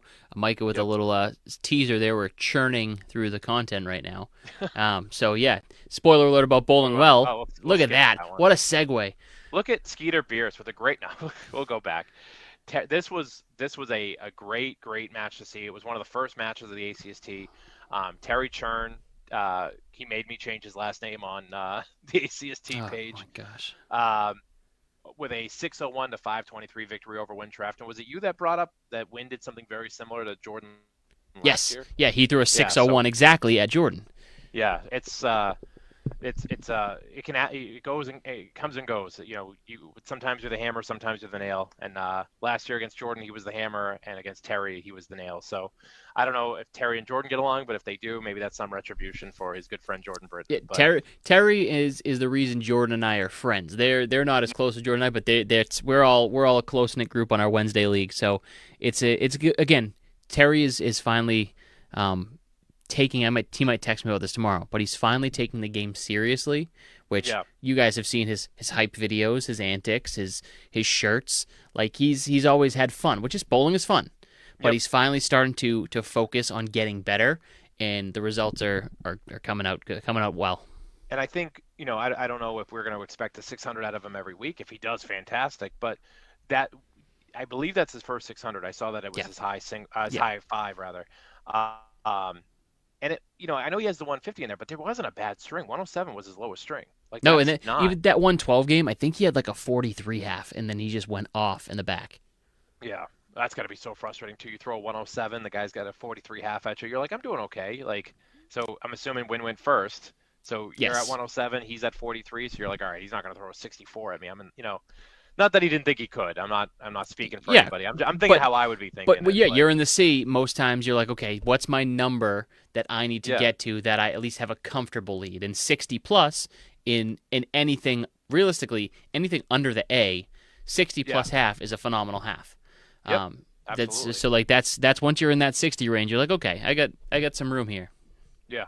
And obviously in the north, you want to be as close to 70 as possible to really start to feel comfortable. Back-to-back 14-0, Skeeter Bierce over Scott Bradish, 597 to 465. I know we discussed this before, but Skeeter's the guy that is back. He was a bowler. He was a Friday Night Pro League bowler, I believe. I think he's in the chat. He obviously knows how to bowl at Harvard. He manages that house. He does a great job with that house. Um, now we're gonna see, like, now that he's getting that extra push, more competitive bowling. Is he going to have that breakout year? Is he going to be that star that's like, oh shoot, like we let him in the C, this and is he's going to noise. He's going to be the protest one that everyone's like, he should have never been in the C division. He should have been an A bowler all along. Yeah, but there's a reason they start where they start. He had 102. He had a 102 average coming in. That was his highest league average, and that's where he settled on. And I know he did say he didn't really want to bowl in it. I had to do some pushing to get him in. And he joked because he's like, I'm not. He said, I'm a 102. He's like, that's not good enough for an A. And I said, well, you'll be in the C. He goes, I don't want to be in the C. I want to be in the A. And I was like, then go to the A as a joke. And he's like, but I'm not good enough for the A. And and then he said, all right, I thought about it. I want to get back into it. It's sure, I'm sure it's frustrating for the rest of the league, but as we just saw, Terry threw a 601, and he actually was slated for the D. He was one that pushed to bowl C and found somebody to flip with him. I have to watch him bowl at Harvard. It's not always like this. So we'll see what happens. We'll see when Skeeter starts getting outside of Harvard. Will the scores get ridiculously high because now he's not in a tough house, or is he gonna have to learn to adjust to those new houses? Yep. I'm gonna tell you, I had this conversation with Nardone. You have to throw a different ball at Harvard than you do at Millis. And I know Millis is faster. I'm not gonna pretend it's not, but you have to throw a different ball. Yeah, 1,000%. absolutely. You have to hit the pocket completely different. If you throw the same ball at Millis as you do it at Harvard and make no adjustment, you're going to see a 7 or 8 pin swing on your average. Like, I had a 3 pin difference, 109 to 106. But I'm also one that I constantly am moving and trying to figure out my spot, where I know other people will just throw the same ball over and over and over again. And not for nothing, but the highest average in that league for the summer was Brian Kroll with a 115. Yeah. The second highest was Charlie Collins with a 113. So if you have any questions about how hard this house was, it was a tough house. I think Timmy Douglas averaged 111. Yeah, that's it. Watching the scores, I was in that group watching the scores be posted every week. It was shocking to see. So I'm gonna have to switch. I might have to switch my power out. So Cory, you're gonna take the reins for a hot minute. All right, we're gonna go a little bit quicker here through this as we wait to get Danny back. So Skeeter there with a big win. Megan Harlow, she was another one that I believe switched up a class from D to C. 509 there to Paul Campos 498. Big 10-point swing there for her with a big. She was down 14 in total going into Game 5, and she put up a big 114 game. Won that one by 25, and ended up taking herself an extra 4 points there. Oh, Danny, hey, welcome back. That's way faster than I thought. Yeah, that was super quick. I just did the Megan Harlow match with her big comeback at the end there. So huge. About to move on to match number 5 if there is one. No, there's no match number 5. Anthony Leonardi. There is. Anthony Leonardi. Oh. No, we don't. Anthony Leonardi 515. Rob Brown with a big 527 and 10 points for Rob. Back and forth. Rob took 1. Anthony took 2. They were 3 pins apart after 2 games. And then Rob just kind of did enough to keep that total going. Oh, sorry. Well, big 139 game. I almost glossed right over that. Big 139 game to claim total and never gave it back. So, well, and that's the thing, too. Anthony didn't throw a bad string. We've seen it before where his best string was a loss. Yeah, he threw an 89 game. He's terrible. Terrible. It happens. Yeah. It happens. Terrible. Great string there for Anthony. I'll let you regain control of the match counter there so we can keep going. All right, so match 6, we see Charles Park versus Mark Welch. 11-3 victory. We see the yellow, so we do have a tie in there. 110 average for Class C bowler versus Mark Welch, who threw the 464. Again, I don't think that's going to be something we see constantly out of Mark. I think we know he can bowl better than that. So, but great start for Charles Park. Who was he in the E or the F last year? I don't think he was in the D. So to take that jump and then to work, that to get better and to take that competition right out the gate, and he's going to face different competition as the season progresses. Gary Dion versus Spencer Aleci. I don't know if you have ever met Spencer. No. At Riverwalk. Seems like a weird dude. Yeah, that's what I've heard. Yeah. 9-5 victory for Spencer, 497 to 491. And again, they're not always going to be high-scoring games. It depends on the house. It depends on the atmosphere. It depends if you're around kids. But you got to do enough. You got to do better than the other guy did, and that's what Spencer did to take 9 points. But Gary hung around. I mean, I'm sure he's looking at where he could have picked up 7 pins very easily, as we all do, and swing that in his favor. And I know Gary was ready for this season because, again, we have a nice Wednesday league that I kind of branched some people into that Gary bowls in, and we gave him a lot of flack Yeah. for being the only North bowler to not bring the trophy home in the finals. I think if I remember that correctly, obviously one was only North, but I believe it was a North sweep except for Gary. I think Gary was the only North bowler that lost his championship match for ACST. So mean. Why'd you have to word it that way? You Ah, could have sorry. said Jesse won. They're saying Charles Park was in the F, so to go from F to C. Huge. I do also think we're going to get a little bit faster at these two because we don't have to give everybody's biography, which I feel like I've been doing. Kevin Brown versus Dave Peterson. Kevin is brand new to the league, not new to bowling. Dave Peterson's been in this league for a few years. Quick, easy 10, not easy, big 10-4 victory for Dave with a 2-point victory. Kevin did everything he could to try to get it back, and assuming that Dave bowled second, how clutch is that to throw a 114? You had a 12-pin lead going into the last string. The guy opposite you throws a 124. Ryan, I have no idea what this is. Ryan Hogan. He throws a 124, and you got to start going, uh-oh, but he closes it out with just enough to take total, and that's huge. Like if 8-6 if he doesn't. I don't know how Hoagie's here. I thought I blocked this in Canada just specifically so he didn't come into our chat. Not sure, but Should. Brian Pratt over Sean Colby. Brian is another brand new bowler. Sean is a returning bowler moving up from Class D. Brian took a 12-2 victory. Brian's going to be a guy that I think is going to do a lot of damage. His average jumped a lot over the summer, but we use fall average. If he can continue what I watched him do in the summer, he's going to really do some noise in the C. And again, Sean's moving up, so he's going to have stiffer competition. So we'll see how he answers that call. 531 to 494 is nothing to be ashamed of on either bowler. So again, we'll see how that season progresses for both of them. Marilyn Kelland, a new bowler to our league, versus Nate Wheeler, who I believe this is his third year. Is this our first 7-7? I think this is our first straight tie because all the other tie matches were like 11-3 or 9-5. Yeah, 510 to 500. So Marilyn really holding her own for her first match. And I know she was a very late entry. She saw the post, she said she thought about it, and then finally she said, "Can I call you and talk to you about the league?" We talked, and we got her in, and quick 7 points for her first match. And Nate's been around, so that's not always an easy thing to do. So kudos to her, and kudos to Nate for being able to hold on to the lead. Paul Newman, who dropped out of the league and then decided to come back with a big 12-2 victory over a newcomer, Mikey LeBlanc. I bowled with Mikey a couple times in the summer. He bowls out of Mohegan. So I think he might be our only Mohegan bowler left with Nardone gone. But Paul with a big 12 points out at Buzzards Bay. Another house you got to learn how to bowl at. I heard it's a little bit better with new sidewalls, but it's not an easy house. It's not Millis. I know it's got a Ryan's name. It's not Millis. You want to put a 4 up there? Got it. We'll move on to the West. Michael, while we're loading the next one, Gary Dion just messaged me about the score sheets. I'm just a little busy. My phone's dead. Can you tag him in those for me? Appreciate it. Brennan Owen over AJ Quinn, 12-2, 546 to 511. It's one of those situations, again, almost every bowler in the West is going to be brand new. I think both those bowlers know how to bowl competitively, but I don't know if they're used to bowling up there by yourself, possibly with a camera on you. I don't know if they stream that match. Do you post these after? These are all technically available on the bowlers only. On the score sheet. Anybody can see the score sheet. Cory, can you just flip to the score table real quick? Yeah, it's going to be a little bit off because I'm not ready for it. There's a lot of places you can get scores from. Maybe we'll do a quick run through of what the tabs mean before we get out of here. But if you look at the score table, it's got everybody's matches on there already set and ready to go. This is just something we're doing to kind of make it easier to read for the stream, and it's all going to be on YouTube on Candlepin Chat. So if you didn't catch it on the live, you can catch it on Facebook or on YouTube. Subscribe to the YouTube.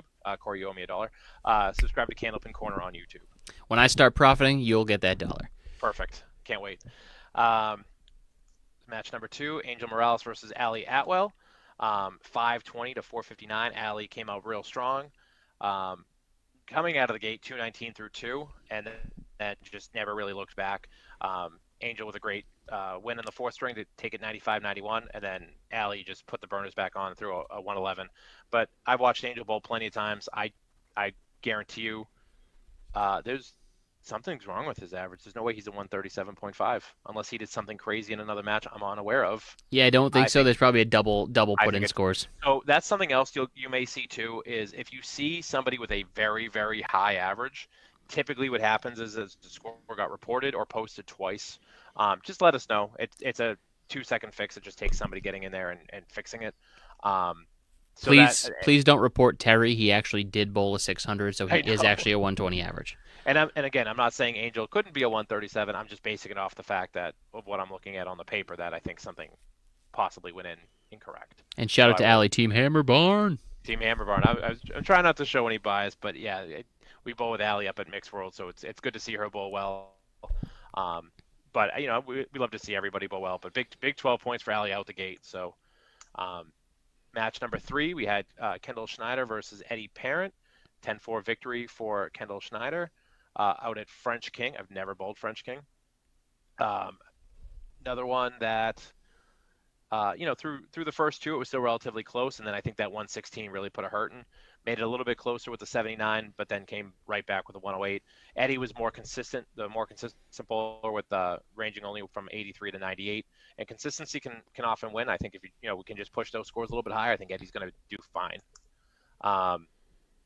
Kyle Ledger, if I'm pronouncing anything wrong, I apologize, versus Robbie Wood. Robbie is he might be the first bowler out west that is not a brandy new bowler to the league. Because Robbie took over for a bowler, I believe. Did he take over for Joe Vieira, maybe? I think he was a D South bowler. But obviously he was making a long commute, being that he bowls out of Shelburne Falls. So a little bit more comfortable bowling at home. But Kyle with a big 10-4 win. He was on the fence about joining, so I think so far made Alice's Angel scores do not do justice for the ball he was throwing. He had so many splits. Yeah, so Kyle, I'm sure he's pumped that he made the right call to bowl. If we keep seeing scores like that out of him, I think he's going to do okay. Shelburne Falls, from what I heard, is not an easy house. Paul Green versus Angel Morales. So Angel had his second match here, 541 to 458. So Angel is 4-24. Paul Green is 12-2. 541 is a no joke score to open out. So it sounds like Angel's just getting a run of bad luck based on what Allie's saying. If that's true, and I'm only saying it because I haven't seen it. I haven't watched him bowl. I just haven't seen him bowl these 2 matches. I don't know if they were streamed. But if you're throwing a good ball and it's just not mixing, that can turn around real quick. So I'm sure if that's the case, Angel's going to... Oh, we lost Danny. I don't know what Angel's going to do. We lost him there. I don't know if he had the wrong power source. But either way, we lost Danny, so I'm sure he's going to say Angel is going to do well. So yeah, let's see where we're going here. He put a 7/. He's messing things up for me. I don't know where he went. I'm checking. Yeah, he's totally dropped off right now. When we get him back, we'll see where we at. I'm going to let Danny know because it looks like he's still controlling the thing. I'm going to let him know in the Google Sheet that his camera is gone. So hopefully we get him back. He just pulled up, let's see, where did he go? B North match 1, John Cardiero versus Alex Dellis, the new Dellis bowler to the ACST, and he put on quite a show, not to be outdone by his other brothers that have gained more acclaim over these past couple years. So Alex with a big 605, again, 5 really good games. Could have easily been a 14-0 sweep, but shout out to John Cardiero for his 126 game there in game 3. Danny says he got booted, so I'm just going to roll through this in the Chris Berman way of lightning round for all those that used to watch the NFL halftime show. All right, Kate, appreciate you. Yeah, but great job, great showing there to fight through John Cardiero for 2 points there in a 1-pin match there. Again, very easily could have gotten swept, but kudos to him for the resilience. Match number 2 submitted to B North as we're in here. Jeff Little versus Patrick Holland. Jeff with a big start there. The house that Little built, Harvard Lanes, 567 pins to 516 in an 8-6 match for Jeff. Huge 142 there in game number 2. Looks like there was a little bit of rust game 1 for 84-93, but good recovery by Jeff, bouncing out. Usually you see that go the other way, where you throw a big game and drop to new bowlers out west. Yes, that's what we need to see, Sean. But yeah, great game there. Game 2 from Jeff. Comeback from Patrick in games 3 and 4 with a 113 and 124 respectively. And then Jeff shuts the door on total with the big 123 in game number 5. Staying with the B North here, we're going to keep going through. John Lascarbo, Paul Mativier, Albert Boutwells. A lot of Boutwells bowlers this year. We love to see that house getting some love because they do a great job up there. 12-2 for John. Just some consistent bowling, close matches, a 6-pin game, a 7-pin game, and then John Lascarbo with the big 120 to give himself a nice 33-pin lead in total. Another squeaked out a bonus win there in game 4 by 1 pin.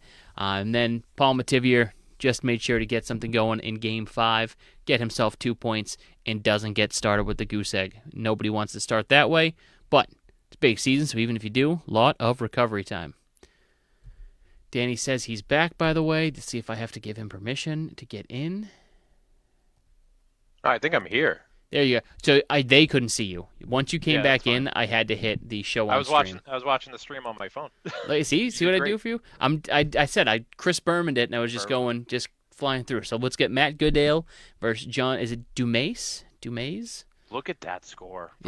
That's wild. Good for him. Yeah, both guys. I saw 596. 596, and you lose 10-4. Like, I mean, great bowling by Matt. Matt, again, he's somebody that was in it for a long time. I think he was I think he said when he bowled Kids League, he was out of the Wallex. Is that what he said? So he was friends with Sacchetti and all them back in the day. So he's come back to bowling over the past couple of years. I wrestled him in from my softball team, got him back in, and it's paying dividends for him when games like that, 596. But really, the story, not to overshadow Matt's great bowling, 646 for John, just consistent. Lowest game was a 117 with a 151 in the middle.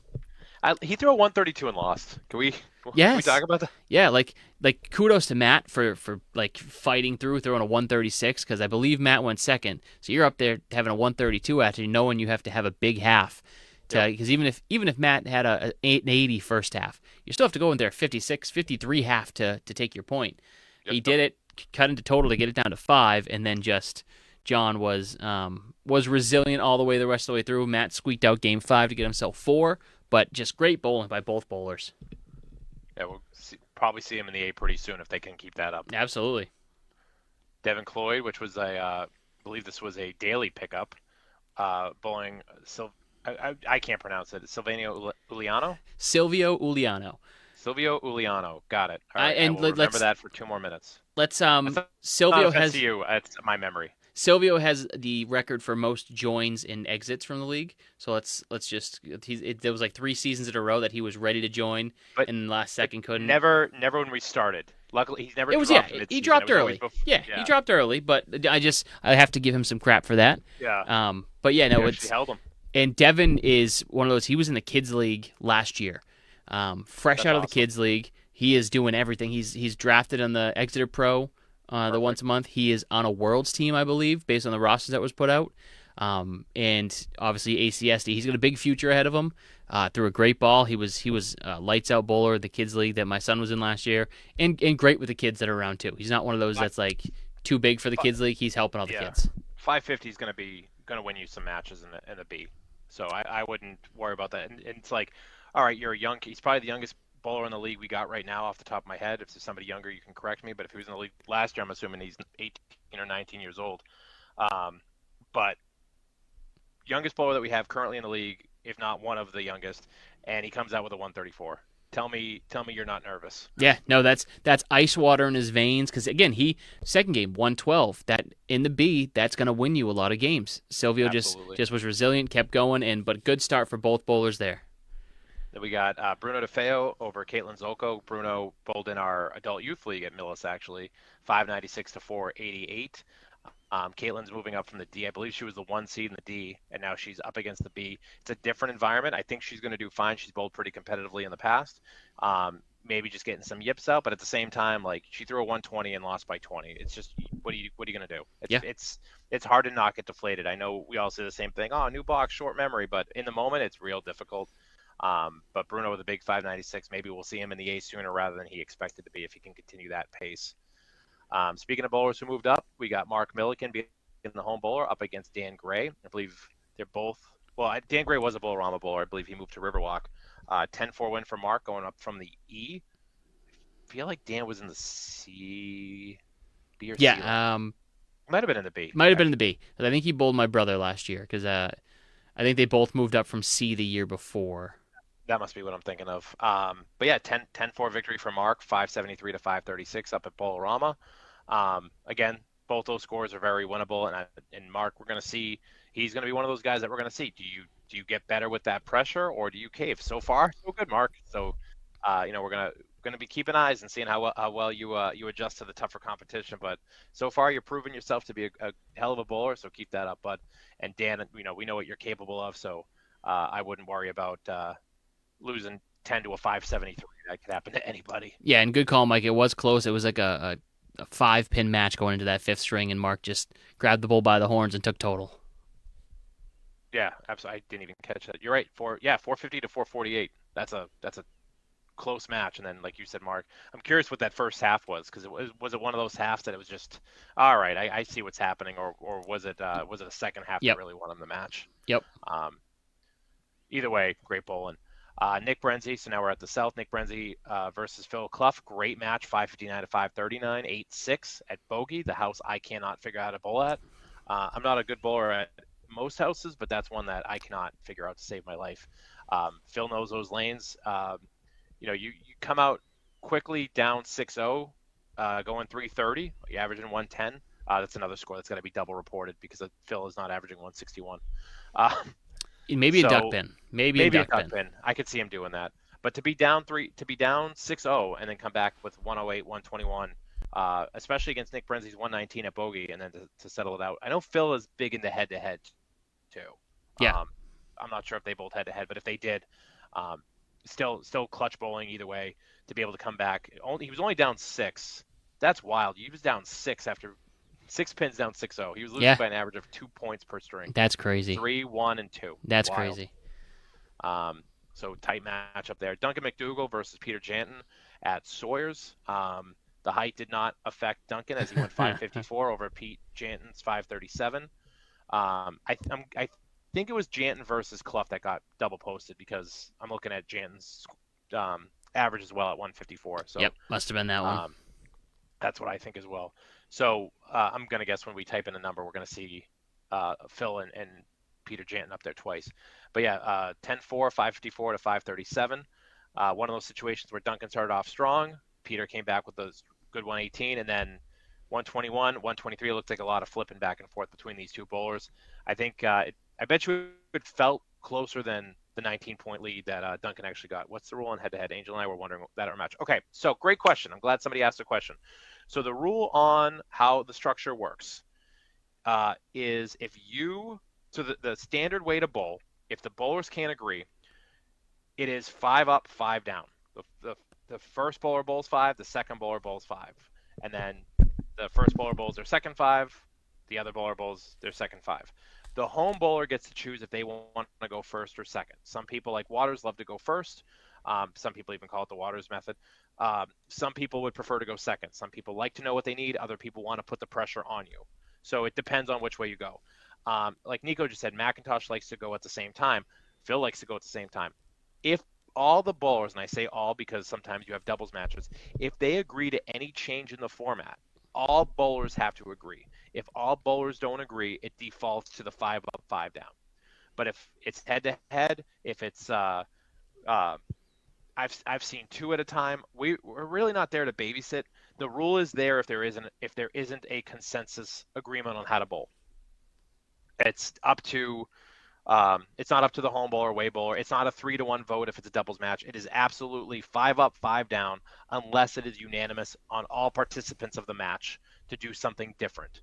And as long as everybody agrees and doesn't feel bullied into it, the rule is 5 up, 5 down. I've had situations where people have reached out to me saying this guy's telling me that he's only going to bowl me head-to-head, and I said, well, if that's the case, he can tell me that, and if that's the case, he's going to forfeit, because that is not the rule. If both bowlers agree to it, that's fine. You're adults. Figure it out.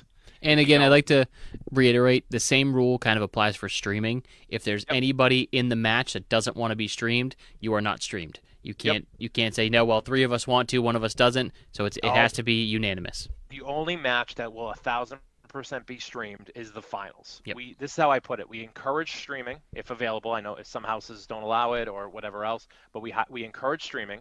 We highly encourage it for the playoffs. It will happen for the finals. So if there is a house that says no streaming, unfortunately, we cannot have the finals there. We understand everybody has their own rules and their own reasons, and that we don't begrudge against anybody for that reason. But if you want to bowl head to head, that is fine if all bowlers agree to it. Does that answer your question, Allie?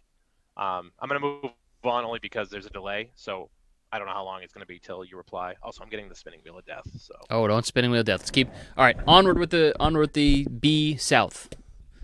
Sorry, well, not me. It was the Facebook. I Yeah. have my phone on. Matt DePiero over Wayne Bullock. Matt was actually a guy that was almost in the A. Zach Corbett had dropped out, then he decided to come back. Matt was the guy that was going to be the next guy up for A. So he's going to be looking to make a lot of noise in B, but he's coming up from the C. Real tight match against Wayne Bullock, 5-14 to 5-10. I believe Wayne was the C South winner 2 years ago. So it's going to be good to see him moving up and bowling in the B against guys like DePiero, guys like Phil, guys like Peter Janton. And I think that only is going to make him a better bowler. Great guy to bowl with as well. You know what? Nope. I'm thinking of Mark. I think it was Mark Van Heineken, not Wayne Bullock. But Wayne's a great guy to bowl with too. I just completely flipped two people around, and I feel awful for even saying it because now that I think about it out loud, I completely butchered that. Wayne and I actually bowled a scrimmage match, but we've been on for almost 2 hours, so my apologies. It's 10 o'clock. So Yeah, 10 that's why we're I'm lightning. sorry, Wayne. We're lightning rounding, especially I not that. did not forget who you were. Now I feel like an asshole. Peter Janton against Phil Clough. There's the 12-2 matchup where Peter comes out with a early 123, and then Phil said, "Oh yeah, I remember how to bowl 110, 100, 112, 102," and just no matter what he threw, Peter Janton just didn't have an answer. And I wonder if there was a head-to-head situation where, did it mess with anything? So there's Peter Janton averaging 154.5, so he is one of the best bowlers in the game today. And law of averages, Phil's next match, he should take all 14 because it was lost the first two. Actually, sorry, lost the first three, then won the last two and total.